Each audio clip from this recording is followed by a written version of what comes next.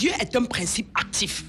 Principe, c'est le simple mot, comme pour dire qu'il soit énergie ou pas, mais il est actif, c'est dynamique, il ou elle. Il le décrit souvent comme multidimensionnel et qui est encore ce que chaque chose est. Moi, je suis multidimensionnel. J'ai la dimension dense, qu'on voit là, qui est visible aux yeux du non-initié. Reconnaissez-vous des dieux, reconnaissez le cancre là, ce qui marche sous vos pieds, Dieu. Reconnaissez la chaise qui est sous vos pieds, qui est en fait la terre. Car toute chose qui est palpable n'est que l'élément terre dans le tétragramme, l'ensemble tétragramme Dieu, qui est encore l'ensemble émanant de cette source-là qui est l'eau, le feu, l'air et la terre. C'est un ensemble tétragramme qui forme ce Dieu-là, qui émane donc de cette grande source-là, encore appelée la conscience cosmique, la conscience universelle ou le principe actif. Nous sommes chacun un Dieu.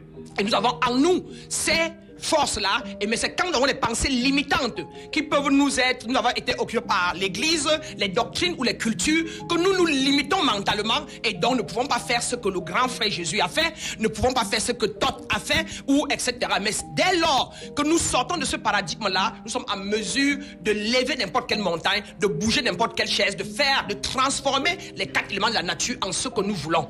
Et c'est ça, un initié. Et être initié veut dire connaître qui on est. Jésus qui disait, si vous croyez en moi, alors vous ferez comme moi et plus que moi. Et si seulement partant de là, c'est une preuve que ce qu'on appelle Dieu, le principe actif, est en moi et est en chacun de nous comme leur Dieu ou leur maître.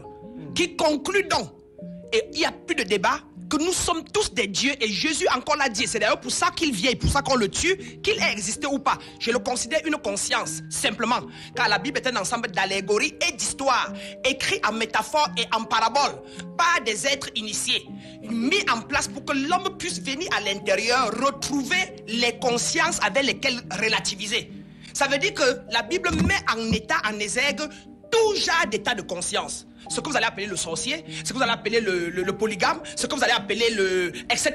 Donc tout, la Bible est un tout. C'est le monde, c'est l'univers. Alors cette conscience est-elle omniprésente ou elle se balade quelque part? Bien évidemment, elle ne se balade pas. Elle est là, c'est moi, je suis assise là. C'est lui, le Père Mikala. Nous sommes des dieux. Nous sommes, et c'est écrit dans la Bible.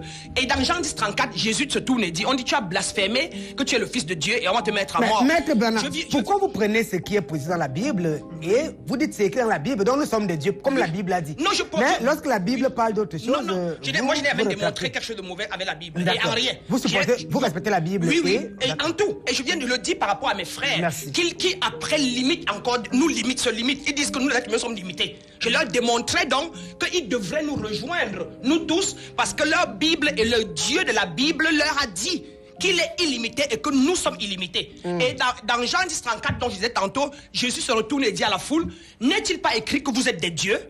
Dans Somme 82.6, il se retourne encore et dit, vous êtes des dieux. Et dans Jean 1.1, au commencement était la parole était avec Dieu, Dieu était avec la parole était la lumière. La parole, voici ça qui sort de moi. Quelle maîtrise de la Bible. Voilà, vous avez j'ai beaucoup fait 4 ans de mysticisme chrétien.